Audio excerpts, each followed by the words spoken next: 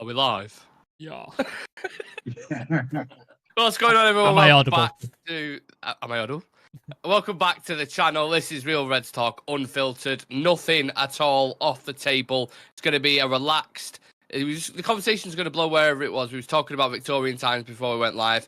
Maybe it'll circle back to that at some point. But obviously, you've got the main topics in Erik ten Hag, Ruud van Nistlerooy returning, and the other manager who can't fucking pronounce his name, the absolute schizophrenic who's joining United as well.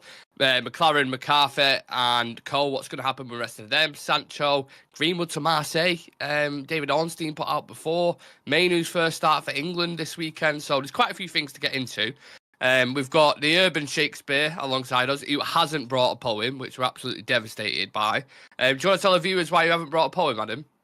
Aaron, sorry. Because I was too busy being a good dad, which is unacceptable. So fucking pathetic excuse. Disgrace. Pathetic. He has a go at Zinchenko for crying about his country being torn apart, and he can't even abandon his daughter to write a bit of poetry. Yeah, unacceptable in my opinion. The next poem, I'm going to reduce you all to tears. Put on some like ballad music in the back, some Celine Dion or something. My next Who Am I? I'm just going to sit here and cry. And you can guess who I am. We also have the two tea bags alongside him. How are we doing, Chivy, Sam? Wow. That's right, I went there. Disgraceful. Take that. What a disgrace. Yeah. Are we all right, though? Yeah. I wasn't up until that comment. Yeah. I'm sure you've heard worse. I definitely have. Yeah, I definitely have. All good. And we're all good. We're happy. Yeah. Settled week. Nearly weekend, lads. Yeah? Almost there. Should we talk some football, or can you be asked? I don't know. It's up to you. As long as it's not England, I don't want to talk about England anymore. Well, I've purposely left England until the end and the Mainoo situation, and then we can kind of have a 5-minute rant at the end of the show, and then we'll circle it off with that. But obviously, the most popular news at the minute, lads, is the stuff with Ruud van Nistlerooy, Rene Hake from Go Ahead Eagles, I believe, was the manager there. All joining as backroom staff. Erik ten Hag will sign his contract in the next days. All agreed, 100% done, as revealed earlier this week. Why do you think? I'll go to you first, Chivy. Why do you think they've put these Dutch Avengers together? Like, why have they gone down this route? And why maybe get rid of a Van der Gaag or a Benny McCarthy or like? Do you have any idea? I don't know. Like, I mean, I didn't know how to feel about it initially when I heard the news. Obviously, like I really like Van Nistelrooy. It's probably one of my favorite United players, but I wasn't sure like what it was all about. I mean, it's two things. It's either they don't trust him enough, the manager, and they're putting people into kind of like, because obviously they don't have that much trust in him, or they're trying to equip him with enough firepower to take on the new season. Either way, he really has to nail it this season because there's no excuses after this. Like if they do all these things and put all these people in place and then bring in a manager, bring in these two guys. And mind you, I think both of them, if I'm not mistaken, were our head coaches. Yeah.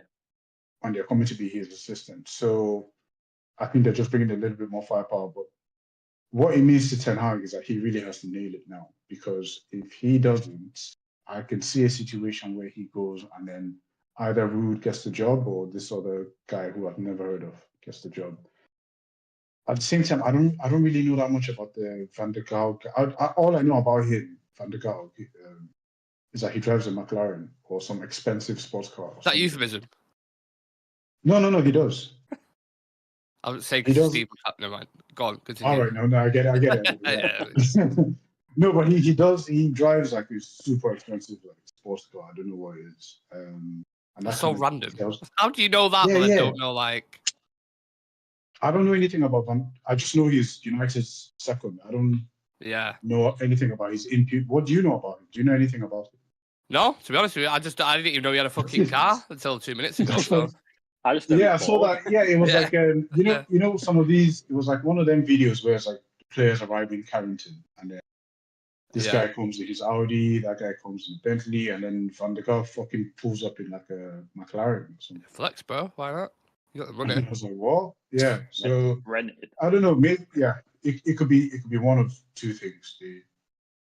I don't really know what to make of it. I can only see it as a positive, to to be honest, from my point of view, because I'm not sure Steve McClaren still has it. And it also means that Ten Hag doesn't have like full autonomy of like the squad and all that. Like they have other people in place to kind of put him, just put him in check, basically. That's how I see it. But it was confusing to me, to be honest. Steve McClaren ironically strikes me as the type of guy to pull up in a Peugeot or something. So I reckon there's definitely different characters in that sense. But if you want to take it down conspiracy road, Aaron, you look at the two coaches that they've brought in, head coaches, which is interesting in itself, isn't it? That they've actually not gone to somewhere, because most managers you see in a lot of cases, they're like, no, I want to be the figurehead, I want to be the main guy. But they've both accepted this role. So do you maybe think, if you want to take it down that kind of conspiracy way, if Ten Hag was to leave in a year's time or a year and a half, they've got maybe someone there who can just kind of integrate straight away, who'll know the club?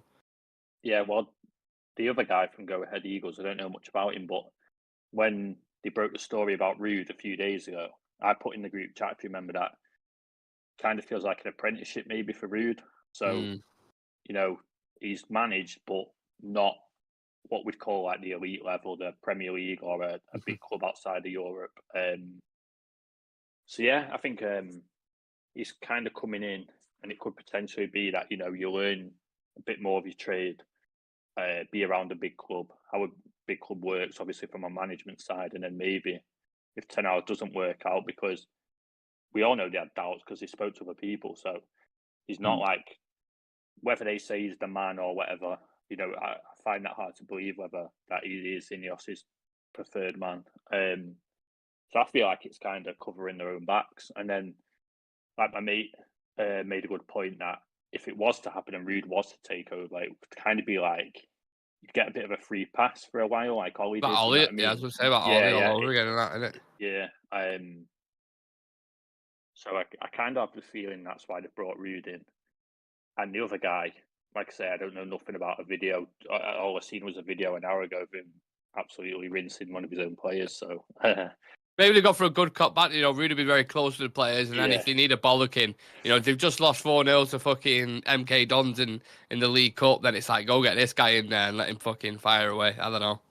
But I also feel that. Sorry. Go on, Chibi. Did you guys see that clip about Nistlerooy? Like some statements he made about Ten Hag. Yes, the Arsenal game. Yeah. Something like that. Yeah, it was kind of like criticism. So I don't know how that's going to fly, but maybe it's not that big a deal. But it was kind of interesting that he didn't seem as because what you would find is most, I don't know, because it's Dutch, you might want to stick up for him and stuff like that. But it didn't sound like that from the comments. Mate, the ex-Dutch players, Civir, are so fucking ruthless. Mate, Van der Vaart. Van der Vaart is the worst guy, honestly. Some of the stuff he said, he's like insulting with it. Like, he goes way too far. Like, he should be fucking stabbed in the pencil with the neck with the way he's playing. And you're like, what the fuck is it? Like, Jesus. Crazy. But yeah, just to add to that, I think that my only thinking with bringing in two other head coaches could be that, like you say, that it's not all on Ten Hag. So yeah, maybe Ten Hag has the final say as the main man, but maybe they want people that could maybe see something that he doesn't, and that again makes me think: is it that did he trust him that much, that the fact that they're bringing two head coaches in, to maybe pick up on things that they don't think he sees, or I just think it's a bit strange, but the fact that they are head coaches, between three of them, surely they can figure. You've got the authority there, haven't you? Then, and not even that, but when they sit down and put together a game plan or a system, or if something's not working, you've got three head coaches there, three with management experience. You'd think that they're going to be able to actually resolve issues, and we're not going to play a full season and in the last game of the season, we actually get the system right. So I don't know. It can only be a positive for me. It'd be interesting, Sam, innit, to see what McClaren's, if you put yourself in his shoes or sandals or whatever it is he fucking wears, his shoes, Van der Gaag's, Ben McCarthy, Ineos coming in, clearing house, they've quite literally done that, haven't they, from top to bottom, if you look at like the structure now. Yeah, they did what they said they would do. They said they would do a comprehensive review of the entire club, and anything that wasn't up to scratch or wasn't up to standard, it would be changed or got rid of, and so far, so good. Like everything's been changed. Like there's a renovation at the training grounds, which we've been crying out for I don't know how long. Obviously, there's a bit of upset with the women's team and them being turfed out with men's taking over their new facilities. So What's happened there? Because I've missed. The women's team recently got a refurbished, newly built sort of facility for them and the academy. Oh yeah. And now while they're doing the renovations on the men's one, the men are moving into that new built one, and the women are being moved out to like sort of what I can only describe as like portable buildings. You remember the shit you had in school? That's what I've got in my head. Yeah. I don't know if that's the case. I know what you're on about. Not Lee Sports Village, is it? I don't know. But anyway. They've got the shed at the back where they keep the footballs. Yeah, pretty much. Donny's there pumping the balls up and stuff. Yeah. They keep Donny out of his shed. Yeah. So, yeah, I know that's a criticism, which I agree with. But, yeah, so they're investing in training facilities. Obviously, the stadium thing is ongoing. We've heard names about the names rights and all that sort of stuff, rebuilding Old Trafford. So they're in the process of doing that. They're not just talking about it, they are actually doing it. They've changed all the board members. John Murtaugh's gone. Richard Arnold's gone. A couple of other people have gone. They put new people in place, or they were to come in place. Barada, Ashworth, blah, blah. Manager, they looked at every candidate available, decided Ten Hag was the right guy, or if you're cynical or sort of conspiracy theory led, nobody else was any better and they didn't like them, whatever way you want to go. And next step is now the players, isn't it? Next step is getting the players out. The players who don't work, who are not suited to the team and stuff like that. So I think that's the next step. So hopefully that's the one they deliver on, because I think that's one of the most important. We need to get rid of players who don't suit the system or don't suit what we're trying to do. And I mean to bring in players who are, but not overpay on wages, not overpay on transfer fees, and bring players in with a system of play in mind rather than a manager. So with the managers and stuff like that, I think Civir and Aaron are right. Like you've got three heads there who are more than capable of doing this job together. Like I saw, is it a Laurie Whitwell article, or it might have been Cookhurst who said it. So if it's Cookhurst, then maybe disregard it. Cookhurst, we got a new name for Cookhurst. I like that. Was it negative? Yeah. Then obviously you would know who it was. Yeah. Well, no, it's positive. It was positive, I suppose. But he basically said he wanted United want to build a similar backroom staff to the way City have. So Pep has got many different expansive backroom staff. He's got loads of different people. It was Whitwell, yeah. Was it Whitwell? Before, yeah. Okay. Yeah. So like loads of different people to handle various different things, so he can just purely concentrate on tactics, coaching. Like that's what he does. I think that's what United are trying to create. So bringing in the likes of Ruud, this new guy. I'm sure there'll be other, like Jason Wilcox has come in to take away the recruitment side. So yeah, they seem to be doing what they say. I'm sure they're pissing a lot of people off with certain decisions, but again, Sir Jim Radcliffe said in his interview, he's going to make decisions that are not popular and are going to upset some people. And so far he has, but for the most part, I think he's got a lot of decisions correct so far. Lads, Civir and Aaron, I want to ask you this because I asked Sam this yesterday. What are you expecting with all these changes? What are you expecting next season? Do you think it's going to be a similar kind of outrunning, or do you expect a significant change? Obviously, we won't know until the season actually kicks off. But given all the changes that they have, that they've done, what do you reckon is going to... How's next season going to play out? Do you want to go first? Yeah, I'll go first. It can't be as bad as last season. I mean, that's a given. Like, I don't think it's going to be that bad. I don't think we'd have that many injuries. As much as last season either, because obviously we began some fresh players. It really can't go that bad. I think now, especially with these two guys in, I suppose they'll be able to echo what everyone else is saying. So when things aren't working, they'll probably be able to stand up to, well, not stand up to Ten Hag, but like kind of like advise him or steer him in the right direction. So, for example, the comments that Van Nistelrooy made about, was it the Arsenal game? I think. Yeah. So basically, just imputes into some of the manager's tactics and stuff like that.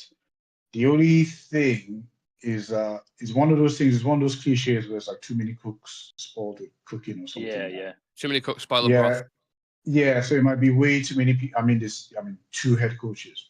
Like, Three? It might be three. Yeah, exactly. So there might be like a clash of ideas. That's what I don't know how they. Yeah, so I don't know how they're going to run this whole thing. They have to be aligned in whatever decision they're going to make in terms of what the structure is going to be on the pitch. It has to be a aligned decision. And I know Ten Hag was quite stubborn. I mean, we've seen that already. So I don't know if he's going to take any of that. I mean, yeah, it's going to be one of them ones. Because, like, I get the impression that Ragnick left because of Ten Hag. And I think because he said Ten Hag refused to talk to him until, like, I mean, they never even met face to face. And he was like, they had a telephone conversation. And it was just one of those things where I think Ten Hag just wanted to have more, autonomy over the whole situation. Now, that could be good, that could be bad. I don't know. But, like, in this sort of situation, it's going to be a tough one. But I can't see it going wrong. I just can't see it going wrong. I mean, we all know Ten Hag's capabilities in terms of playing football. We've seen it before. Of course, last season he was, completely that was completely rubbish. But hopefully he can have people around him that can kind of just give him that extra sort of input that he needs. Maybe McClaren might have been a little bit too old-fashioned. Van der Gaag might be, I agree with that. Yeah, and then Van der Gaag might be just a yes man. You need somebody around you to sort of challenge your ideas and stuff. So even though it seems like it's a lot, I don't see it going wrong, to be honest. I mean, I'd have to be really cynical to think that this will fall apart. Yeah. Aaron, I'll come to you in a moment. It's just quite a few people in the chat. If you have any questions for the lads or on the topics that we're talking about in a moment, or even if it's not, it's more of a laid back show anyway. It's unfiltered, so it's just kind of go with it. If any kind of questions at all, just get them in the chat. Make sure you smash the like button as well, and try and get us to 5,700 subs. With 24 off it at the minute. So if there is anyone new in the chat and you would like to subscribe, please do. Yeah, Aaron, what expectations, mate? Talk to me a little bit about it, because, like Chivy said, it can't be much worse than last season. You wouldn't expect the same injuries, you'd expect the recruitment to be a little bit better. So what's a realistic expectation going into next season? Obviously, we ain't at the end of the window yet. So in terms of like where we finish and that, I'd like to see the squad before you can make a proper judgment. But I just want to see more organisation on the pitch, off the pitch, and just a direction that we're going in. Because last season, I didn't know what the plan was. Like when we stepped on the pitch, I didn't know what it was off the pitch because I didn't know what they were doing in training. I'd just like to see us in the right direction. The finish doesn't. It does matter, but it doesn't at the same time, because I think all we want now is just something to build on. We thought we got that in the first season. Like, we should have kicked on from that, really. And it kind of feels like we need one of them seasons again, kind of like his first season where, we got a credible finish in the league, got a trophy. I don't know. I really don't know where my expectations are for next season. Just to make it a relevant kind of comparison, right? I'm not saying we could play like this, but you look at Austria, for example, in this tournament. I think the majority of people would probably say they've been impressed with how they play and they like that kind of style. Like everyone who I've spoken to said, the way they get it instantly, play it vertically. There's no crab to crab football. It's very intense. And whether it could be sustained over a long period when it's not in international football is a question in itself. But when we've watched them, we've been excited. And I think if you give United fans that for the season and we've got some decent results and it's something to build on, I think the majority would take it after last season. But again, that's I mean, see, go on. Sorry, go on now. I just want to see good patterns of play and just some sort of like structure on the pitch. Like we didn't know what we were doing. We got a keeper that was meant to be amazing from the back that was playing long balls all the time. And granted, he had Johnny Evans and Maguire in front of him, but you should still find a way to be able to play how you want to play or how you bought players to play. I just want to see them foundations now of like, this is United, this is how we're playing. Whether, we've got whoever the new centre back's going to be coming in, or we've got Johnny Evans, you play like this. And if you can't play like that, you're not part of the squad, because essentially that's how Liverpool set up, how City set up, They're players that can't fit into them forward. They get moved on, look like Naby Keita and people like that. They're just obviously brought in. What, for 70 million as well? You know what I 70 mean? million. Yeah, Crazy. yeah, well, So, you know, I feel like we need to have more tactical analysis. And obviously, if we've got 3 head coaches, they may be able to produce that. But yeah, I'm just expecting more structure. And I know we talk about structure all the time, but it's key and it's something that we've lacked for how long now? What 10 years? Yeah. just to add to what Nick, what you were saying, and also kind of like similar to what Aaron was saying as well. It's just like I think last season the biggest frustration wasn't. Yeah, I mean it was bad to finish 8th, but it was just the fact that there was literally no sort of visible style of play that we could see. Now, if we were seeing a style of play, if there was something that we could kind of see working in the future, and we came 8th, I don't think they would have been. I think majority of United fans would have still stayed, stood behind Ten Hag. I don't think he would have lost a lot of fans, because the main thing for me, and I'm sure for a lot of people as well, that were really against the manager towards the end of last season, was just the fact that we'd sit down to watch a game and there was just nothing. Like I didn't know what the hell was going on until the last couple of games. So then I think with this new guys, I mean, if there's something on there, I think United fans can be patient. I think once we see that there's something in play, I think we'll be more than willing to wait a couple of seasons before we can actually say, oh yeah, we're challenging right now. Even if we come 5th, 4th, it really doesn't matter as long as we see that there's progress going on, and that's what we didn't see last season. And I think that's what we'll be looking for. Yeah. Sam, I'm going to come to you in a moment because I want to talk about transfers. There's quite a few bits on that, so I'll come to you in a second. I just want to read out some chats because there's fucking loads. Let's have a look. Everyone's saying evening, good evening. My Guinness, my goodness. Okay. Nice. These are going straight on toast. Okay. Yeah. Anonymous Mango's in the chat. I haven't seen Anonymous in ages. Shout out to the Mango. Yeah, shout out to Mango, man. I haven't seen him in a bit. Gareth has seen the light, fellas. Mainu played his way into the starting 11 for Slovakia. We'll talk about that at the end. I do want to finish on that. John Tracer saying, best news we've had in a long time. We need the best to get back to our best. Yeah, I like Ruud as a coach. I think it'd be good. Obviously knows the fabric of the club as well. Charlie Malman saying, sounds like Ruud and Rene, Hake and Erik Ten Hag contracts 100% complete. We've got 3 managers in the coaching team. If you notice, it's the ex-United players, says Brian, that's played under Sir Alex that seem to be the most ruthless and critical when it comes to current players. They played to a different standard. I also think, I don't know if you agree with this, lads, you need to be careful with that as well, because I don't always think whatever ex-players say, or even Ferguson at times, who's, is a full-gone conclusion, you know what I mean? If you've seen some of the shit Rio comes out with, you'll learn that not all United players are. Yeah, it's like, true. They're not it's all true. smart up here. Like Rio comes out with some utter wibble sometimes. I love him as a player. I think he's one of the best centre backs of all time. But fuck me, some of the stuff he comes out with, I'm like, yeah, I agree. Tommy Robbo, interested to see how the coaches' roles will be split. All seem like very strong characters. Think that's needed to keep the players in line and standards high. But will they always agree on the approach? I think, Sam, again, touch on this if you want. I think there's going to be an aligned vision. So they've spoke to all these coaches and they've said, right, this is going to be the style of play. This is the way we're going to go. So they've already spoken to about that and said, when you guys come in, this is the style of play we're going to implement. And each one of you are going to be aligned with this vision. Yep. And then you're going to coach in that way going forward. Thoughts? Yeah, it makes sense. Like, I'm sort of like putting it round in my head. I've just read up on that Rene Hake. Apparently he worked with Ten Hag at FC 20. So they've worked together before. So there's a connection there. There you go. There you go. He's a little black book's out again. Yeah. Yeah. So, but yeah, so I'm basing this off of just one video that Aaron has like sent into the group chat. Clearly he's a disciplinarian, this guy. Yeah. He's clearly got his head on there. He's like, no, you go to the standards, otherwise you get an utter bollocking.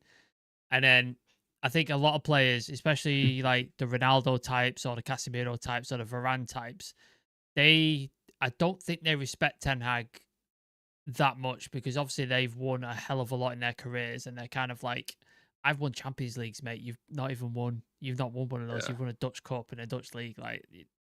And he was saying about training that it's more free normally under Ancelotti and blah blah blah. When you got somebody like Ruud who comes in, what can you say to him? You know what I mean? Like, he's won everything there is to win. He's one of the top leading goal scorers in the world. There's not many people who can say to him, well, you don't know what you're talking about. It's like, he does, because he's one of the best in the world at it, and he's also been successful as a coach. So I think they're trying to sort of plot those things of like actually disciplinarian. Ten Hag's is like tactics and maybe sort of youth development alongside Jason Wilcox, and then you've got Ruud, who's the players manager, who understands how the players feel because he's played at a high level, he's played to win trophies and stuff like that. So you've got people who are different sort of soft skills, but they're all ending towards the same goal, I think, which is winning. That's what we want to do at the end of the day. We want to win games, win trophies, and develop something together. So I'm hoping, like you said, I'm hoping they all have an aligned vision and they know what they're walking into. As I hope they haven't just agreed to it without talking through, explaining what they want to do, all that sort of stuff. So I'm hoping that's what's happened. And it seems to be the case because I don't think Ineos operate on like a fly-by-night type operation like the previous regime did, where they're like, oh, Ronaldo's available, but he's going to see, just get him. Where's he going to fit in the team? Just fucking get him. And you're like, well, reactive, not proactive. So I'm hoping that's the case with this new regime. So, but like we said, we'll only see next season when we see games and we see things. That's when we'll see if it's the proof. But as I said on the show last night with you, Nick, I think things are gonna be a struggle and there's gonna be sufferings ahead until it gets better. I think that's what people need to realize. Like things are not going to run smooth like that. Transfers are going to drag because people are going to test United now and be like, are they the new regime or they're going to overpay still? And they're going to, like Everton are doing and other clubs are doing. Yeah. It's going to be worse before it gets better. And I just hope United fans are patient because they can see the other changes that are going on.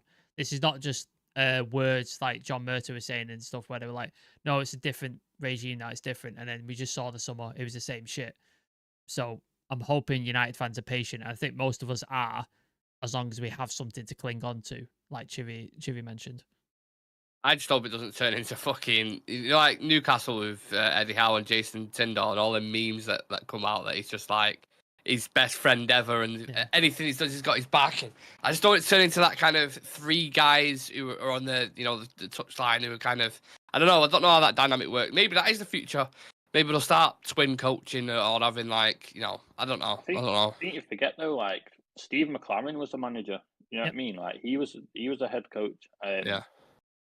I'd kind of expect that if they're coming in and then know they're not head coach, that they'd have the wits about them and that to not be treading all over the manager's toes. You know what I mean? Like surely, like it's like us when we go into work. You go into work and say if you got a manager above you, and you've kind of done the same job as them, or you might be a bit more experienced. You ain't going to start going, oh no, this is how you do this. It's just not going to work, is it? Like, I should imagine. Let's not pretend, Aaron, that we haven't had a manager like that. Who's also the flip side of things, where he's fucking know it all. And I've had managers where I've told them the shit, I can do a better job and stuff. So it may go down like that. Yeah, imagine Ruud walking in. What the fuck are you doing, Eric? This is shit. Get me my tactics board out, and I'll show you what the crack is. Right, let's talk. I'll tell you what, though. I think because I don't think those guys want to hang around as assistant managers for too long. To be fair,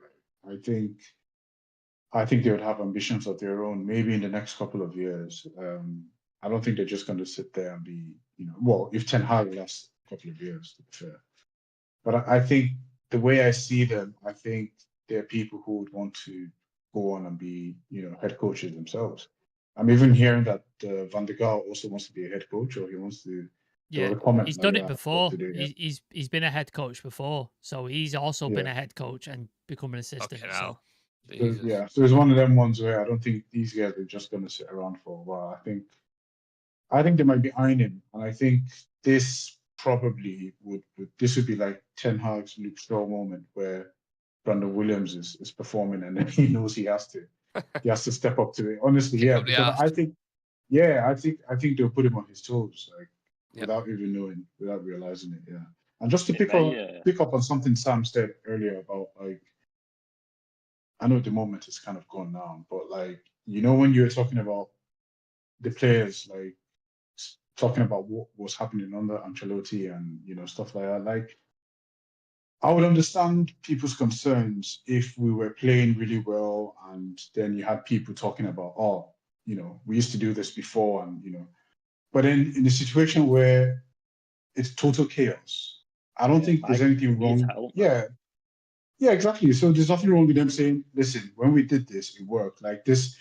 I'm not saying, I don't know exactly how they said this, but I don't think it's me personally. I never saw a problem with that. If they kind of mentioned and said, under Ancelotti, who's won multiple Champions Leagues, this was the working formula, and what he's doing is completely, rubbish. But I just thought I'd just pick up on that. But it's one of them ones really. I don't know how they said it. I don't know the context of the situation. So well, there's just one. There's a comment in the chat. I've just seen it. Where the fuck is it gone? Where the fuck is it gone? Something around. I hope they have the same ruthlessness, basically, with the players. It's the essential point. And that goes transfers straight. Oh God, I can't speak. That goes straight into transfers. Fucking hell, what's up with my brain today? It's absolutely burnt out. And I want to talk about transfers because Jadon Sancho could return. I'll stick with you on this one, Civir. Just because you were speaking then. What? No, I was just surprised to hear that he could return. Oh, yeah. So, although United intend to find a new club for Jadon this summer, he'll be back at Carrington for pre-season training. If one is not found before the 8th of July, there is no indication of how he would train, basically. So, I don't know what the crack is. I don't know if he's going to be, you're back with the under-18s again, mate. Was it the under-18s or something he was supposed to be training with, and then he couldn't eat with the first team? I don't know how they're going to handle the situation, but it seems at the minute no one can afford to pay 40 million what we want for him. So what do you do with this Jadon Sancho problem? Just cut your losses, man. In what way? You sell him for cheaper? Just selling for just selling for cheaper. I'm sure you can get 30 million for Jadon Sancho. Like, would we all take 30 as a consensus now? Just as like Aaron Sam, would you take 30? I mean, given the situation. Well, sorry, go on, guys. What's the alternative that he doesn't play and we just lose value and his contract runs out? So yeah, yeah. I mean, just given the situation, like you guys know, like I'm a big Jadon Sancho fan, but I have to put Man United as my priority, and it doesn't help the situation if he comes back and the issue hasn't been resolved. Like there's just gonna be more negativity coming out of it. I think we should just cut our losses and just wish him the best. Selling for 30, I don't know, 25, but he really can't come back, to be fair. Like, it won't be just, I mean, we're trying to start off with a new sort of environment, positive environment. Like, there's no need to bring back any more aggro into this whole situation. So, yeah, let's just cut our losses with that one. I don't see him staying. I really don't. I think it's going to be tricky, and if he's just there for the rest of the season, next season, just lingering about, like, how can you have that? You just can't do it. And they have to resolve it. He has to sit. I mean, him and the manager have to resolve it somehow. If he's going to stay. Sam, yeah. Well, how do we feel about the Sancho situation? Because again, it's not absolutely guaranteed that we're going to sell him. So, is that maybe something? Can you see a future where he comes integrated back into the squad at all? Unless, like Jimmy said, he sits down with the manager and they hash it out and they find a way to coexist and get together. That's the only way he comes back in. Because they've offered Ten Hag a new contract, and as far as I know, he's signed it. He's not going anywhere fast. So if Sancho wants back in the first team at United, he has to speak to the manager and he has to do some sort of apology or some sort of amends, whatever that is. He doesn't have to mean it, obviously. Like, he can just say it or just tell Ten Hag or whatever it is that he needs to do. Like, you don't have to mean it, but if he wants to get back in the team, that's what he's gonna have to do. If he refuses to do that, he's either gonna have to find his way out or he's gonna have to play in the reserves. That's his choice, because he's not gonna play for the first team again unless he does that. So it's probably best for all parties if we just get him out of the club and just get him gone to another thing. Get his wages off the books, because that's another good thing for PSR and FFP. Not paying 325k a week anymore. That's off the books. That can go into something else. He's happier because he's not playing under Ten Hag. He's not playing under the pressure and the scrutiny that is at United. And he's just playing football, which is essentially what he wants to do, I imagine. And then everybody's happy. The distraction's gone. We're not just constantly talking about it every week. So, yeah, I think that's the only two ways. There's two ways. Either he apologizes and hashes out with Ten Hag, or we sell him. And if it means taking a loss on him, a serious loss, then fine. Let's just move on from it, please. Well, Aaron, guys, I'm sure. Aren't you guys tired of? I'm yes. personally tired of the whole Do you know? I was going to Jadon say, Sancho in, Jadon Sancho out. I don't Ten care Hag in. anymore. I just don't care. It's really. I just hate being a football fan now. Like, Yeah. I don't care. I just want to support my team. Like, and then him being there, and I was just going to be another fucking civil war. Like, this fans just. I'm sick of and even though I really like him, and I would have loved a situation where he would be around because I rate him as a player. But I just think at the end of the day, I'm just tired of it, and we just need to get that. Selling for 15 mil, I don't care. I just want to have a quiet season of no bickering. Honestly. You know you've done something wrong when you triggered Civir, because Civir is a very relaxed, calm guy. But you've annoyed him. Aaron, so you're going to jump in, haven't you? yeah, it's like now, like honestly, with the whole situation, like how long ago was it that this happened? Like, Couldn't even tell you. Lost track, mate. was it like October? dunno, like October last year? Yeah. Nah, September. Remember we played Arsenal in September. Yeah. So it was almost a year. Does a fucking apology even matter now? Like, does it even matter? Like, for me, like, It's true. It's true. It's just bullshit. Yeah. Like, It's true. After is Ten Hag really clutching now at an apology? Yeah, you can't be that far. Like, that's fucking grudging it. Jesus. For me, sit down with him. It's just like a basic thing. Sit down with him. He's either can fix it and move on, or you can't and you sell him. It's as simple as that. Like, what's he going to be like? Oh yeah, you got to apologise. I'm not speaking to him unless he apologises. It's like falling out with your missus. It's very bitchy, innit? It's very, very bitchy. It's too stubborn.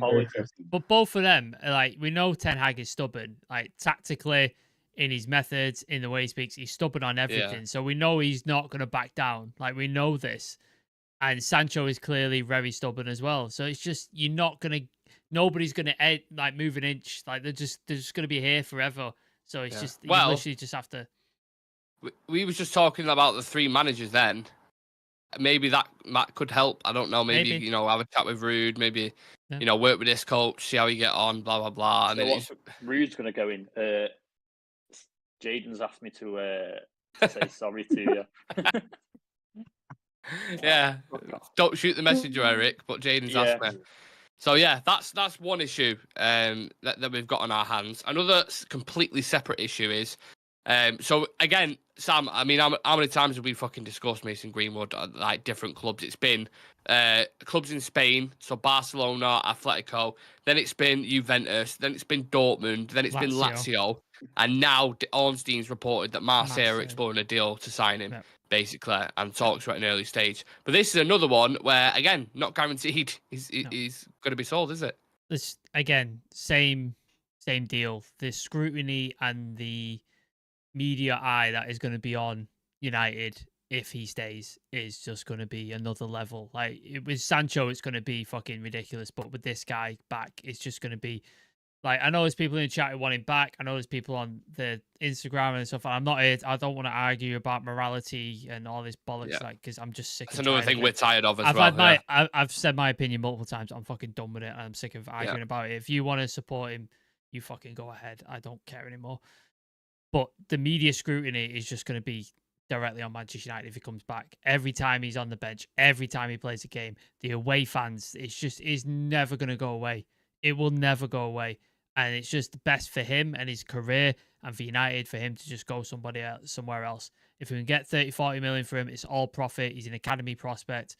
It's all profit. So whatever we get, it's going straight in and it's fine. So just get whoever wants. If all these clubs want to come in, push the price up, that's fine.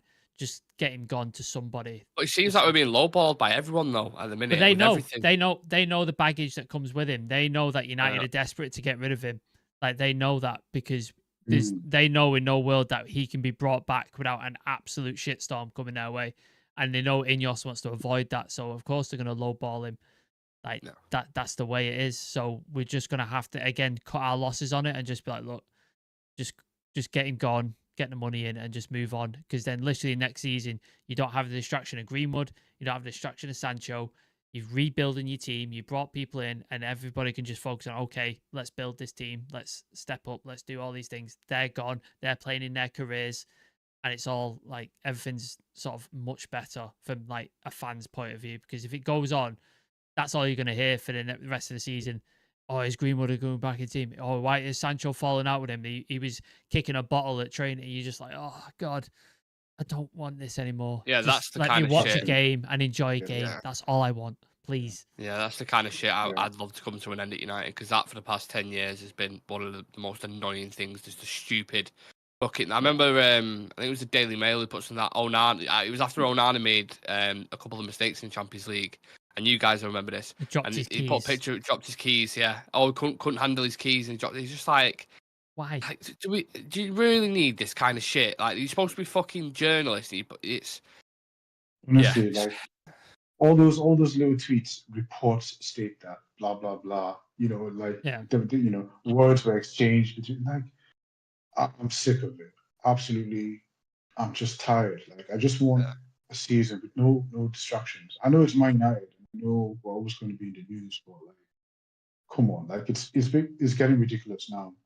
And just to add to Sam's point, like they're trying to test Ineos now, especially with the Greenwood thing, because they know we need money and they know that we need to sell, and they're going to lowball these two players as much as they can, because they know like this controversy already with them and the club, and they know we're trying to get the most value for them, so they're going to lowball as much as they can. What I think is, I still think they won't be here. I think it might, at worst, it'll be just another loan. Yeah. Like to loan the players up again until they find a way to sort of do this. But I want to believe that Ineos can hack this. I want to believe that at least we should be able to get, at the very least, 50 million for both, 60 for both, really. So. Interesting. I want to talk about, just before we get onto the main topic towards the end, I want to talk about a couple of incomings and any of your thoughts on this. I know we spoke about Ugarte yesterday, Sam, so Aaron, I'll go to you first on him. More and more links, more and more reports, what it means, I have no idea, but apparently we're going to put a bid in for him, around 35 million. Thoughts on a player like him? I don't know if you've seen much of him. Is he the type of profile that you'd go for? From what I've seen, yeah, he looks because I see him doing a job next to Mainu, someone like that in midfield. He brings a lot of energy. Not scared to get stuck in from what I've seen. And he looks like he's got that fire in his belly, which obviously I always welcome a player like that. And I like the way we're handling it, really, because the reports are coming out that we put the feelers out of like a 25 million offer at first, wasn't it? And we're lowballing people as well. Yeah, but that's how you do business. Like, it's business 101. You don't go in with your best offer, do you? When I was buying a house, like when this house was on the market at price, I didn't go, oh, I'll tell you what, I'll meet it straight away. Yeah. I put well low offer, you know what I mean? And you build yourself up. You don't show your best hand straight away. So yeah, I like the way we've been reportedly approaching business, where even with like a Branthwaite, where we went in real low, knowing that they ain't going to accept it. But obviously it's the way you negotiate, which in previous seasons we've just gone in with a checkbook and said, right, however much you want, really. So yeah, the player for me, I'm happy with, but the thing I'm more happy with is the way that we're approaching negotiations. Yeah. Should I just to touch on that again before we get into the main thing? Ugarte, Xerxes seems like they're pretty. Well, Xerxes more so than Ugarte, but them type of signings, are you a fan of Branthwaite, Xerxes, Ugarte? Is that a different kind of recruitment? Yeah, I'm more a fan of Xerxes and Ugarte.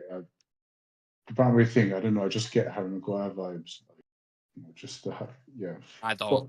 I mean, it's different, but go on. I do, but yeah, not from the player, just from the way the hype was at the time, how we got Maguire. But I've been wrong on so many occasions, so it's probably the same thing now. But with Ugarte, I didn't even know he played for PSG. I just remembered him at Sporting because we were interested in him, I think, a couple of years ago. Yep. When he played for Sporting, and I checked him out then, and I like he's intelligent, man. He's a proper midfielder. He's very physical and stuff, but he's also very creative. He's got good technical ability, and I think he's a system player. That's what we need, like someone to just fit in. And I think he's quite adaptable to certain systems. So yeah, it would be good. Xerxes as well. Like I really like what I'm seeing about him. I don't know too much about him but from all the comps, you can see that he's got great technical ability, and I think a versatile. He brings something different from Rasmus. Yes. Like he drops deep. His first touch is great because he can control the ball. I've seen the ball bounce off Rasmus Hojlund a few times. I don't think we'll see that much with Xerxes. He controls it well. He's always looking for the pass. That's the kind of player I want to see. And not superstar sort of. I'm sick of. I mean, we've had our field of superstars in this club from Ibrahimovic to Falcao, and I just want a system player to come in and suit the system, whatever that is. Yeah. Alongside Kobe Mainoo as well, Sam, it'd feel like a decent partnership. And again, we spoke about that in depth in terms of having a ball winner next to someone like a Mainoo, who is set to get his first start for England against Slovakia. I mean, the amount of people have been calling for this, it's took him a full group stage to realise that Mainoo's his best option in there alongside Declan Rice. He's tried Trent, he's tried Gallagher, just not worked at all. So, yeah, well deserved in it for Kobe on Sunday. Yeah, like obviously as a selfish United fan, I'd prefer he didn't play a minute and then just came back to us. And he was just because I'm United first over England any day of the week. So, and I hope Luke Shaw doesn't play a fucking minute for him either, because Jesus Christ, we don't need that. It won't make a difference, man. Yeah. Still be injured. Yeah, exactly. So, but Kobe Mainoo, like we saw as soon as he came into the team. What was it, like 70 minutes, 75 minutes he came on against Slovenia? He was just miles better. You saw the impact immediately. Like you saw the impact. He was able to chain passes together between him and Rice. He was laying Harry Kane off with back heels and flicks and asking for the ball back, and like he was just all over the pitch and just phenomenal. The same thing about Cole Palmer, really. As soon as Cole Palmer came on, we started creating chances and we started like doing stuff on the pitch. And I think if that game had gone on another 5-10 minutes, probably would have got a goal. But obviously Southgate made the decision too late. But yeah, Kobe Mainoo, man, like from a guy who in pre-season looked really, really impressive and then unfortunately got injured. And then as soon as he came in back into the team, has had an incredible rise from like starting for us every single week to get his England debut and now going to the Euros and clearly being one of the most important parts of that England team now. Because Gallagher, I don't know what he does. I'm sure he's great for Chelsea, but it just doesn't seem to function. He's fucking Mo Farah with long hair. Trent has got his positives, but he's not a midfielder. He's just not. Like, it's just not who he is. And I think as a fullback, he's limited as well. He's like the opposite of Aaron Wan-Bissaka. Great going forward, fucking awful going backwards. He's the reverse. So, yeah, Kobe Mainoo. How many times have we spoken about how good this kid is?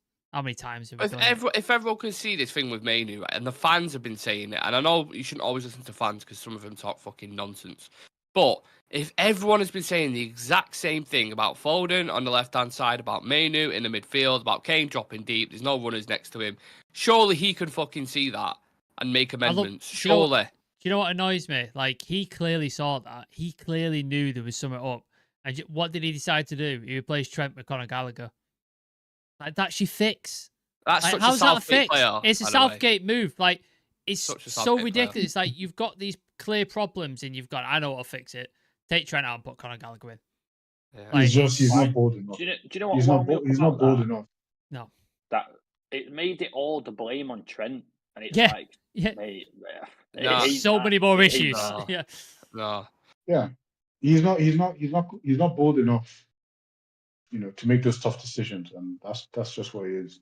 But also, how do we know? I've heard that Mainoo is going to start, but like, did Gareth say it? So no, like Matt Law has been covering England very, very closely, and a lot of stuff that's coming out around that has been pretty bang on. Right. And there's been other journalists who've been mentioning it as well. So obviously taking it, I know you like, don't believe everything you read and stuff. I understand it, but he has been closely following England. A lot of stuff he's put out seems to be legitimate. So yeah, and also you'd like to think, what are you going to play Gallagher there again? You start another game with Gallagher. Like, I'm sorry, but this is what we thought. Like, I know. Yeah. Nick, would you be surprised? Like, exactly. No, I wouldn't be surprised. I wouldn't. But I'd be more angry because I'm like, right, now you've had a group stage. Now you know. Yeah. You've had a group stage to figure this shit out. and you wait until you get to the knockouts, and then you still don't change it after. I don't know what to say. You've got an easy run. You look at England's side, right? We play Slovakia, Italy, or Switzerland, probably Austria or Netherlands, and then with the final. The other side's got Germany, Spain, France, all these monsters Portugal, who are going to be eliminated. Nick, If you don't get to a final, my God. Like, Nick. with the talent that you've got, just 1 second. Yeah. You've got a front line there, Kane, Bellingham, Foden, Saka, who have about 200 goals and assists in Europe this season. They've been some of the best players on the planet. And if you cannot get to a final, I'm sorry. Yeah, but we ain't got Calvin Phillips. I was going to say that. That was my line. You took my line, Aaron. I was fucking about to say, this is a guy who said we've been struggling to replace Calvin Phillips.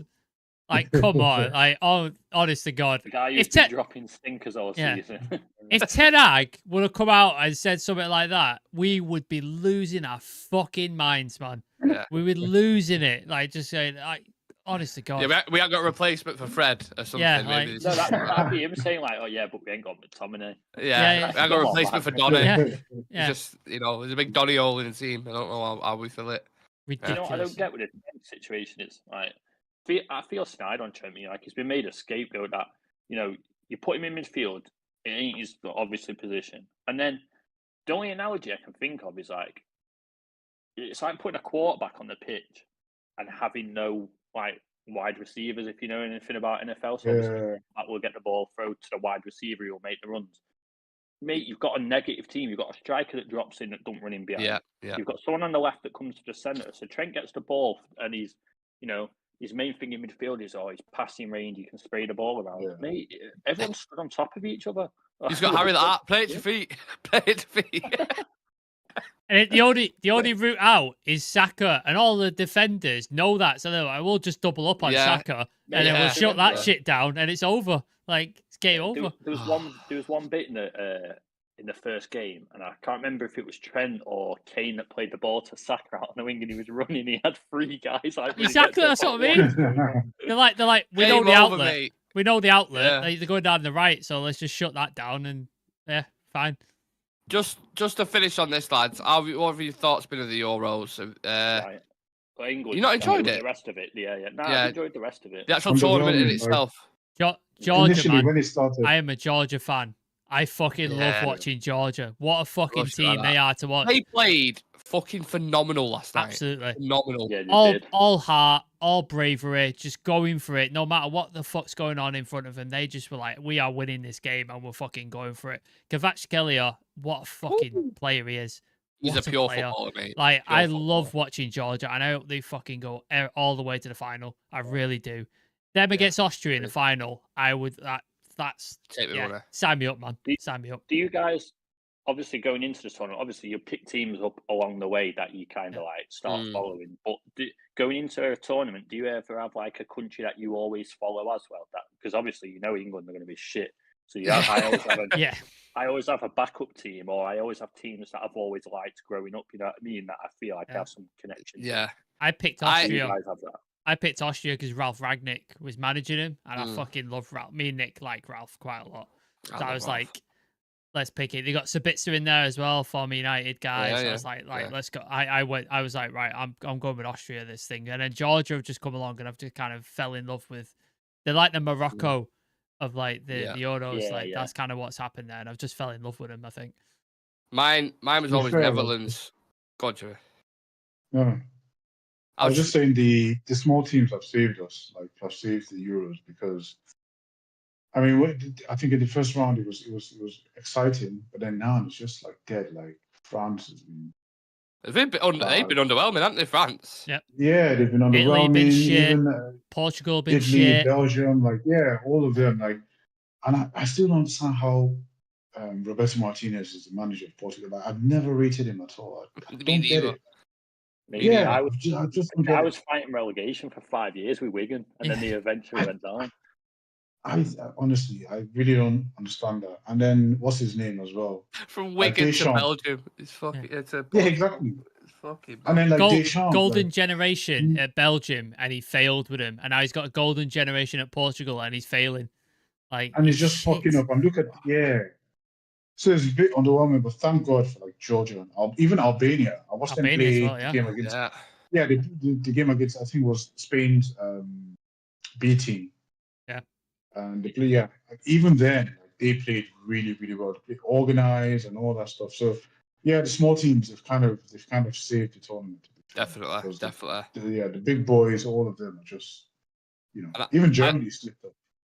I think some of the games will be forgotten about as well, like the Romania against Ukraine game, the Albania and Italy, was it? Or the one after that, I think Croatia. it was. Yeah, Albania, Croatia, was it? Yeah, the last minute.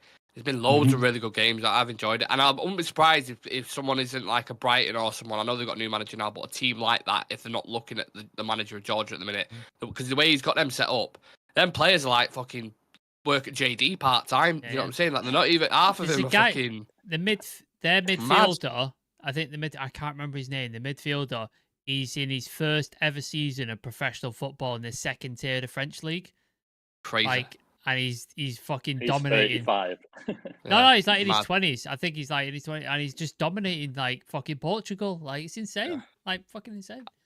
I forgot there was no games today. I was absolutely gutted, man. No games today or tomorrow, so it's Saturday. So, yeah, this is why we're live and this is why we're talking. But I think that's probably a good place to leave it on a positive before we start discussing Southgate or United again. So, thank you to Civir for your time. Thank you to Aaron. And as always, thank you to Sam as well. If you guys in the chat, sorry I haven't read out as much as we have because obviously got 4 of us on today. But, yeah, if you haven't seen the members video that we've just put out recently, that was obviously initially 4 members and it's just gone out in the public. Check that out. Check out the video on Xerxes if you haven't seen it, on Branthwaite, just to get kind of catched up if you're struggling for content. And apart from that, leave a like on the video for us. Hit that subscribe button if you're watching later on. And we'll all see you in the next one. Nice one. See you in a bit. Yeah. Peace.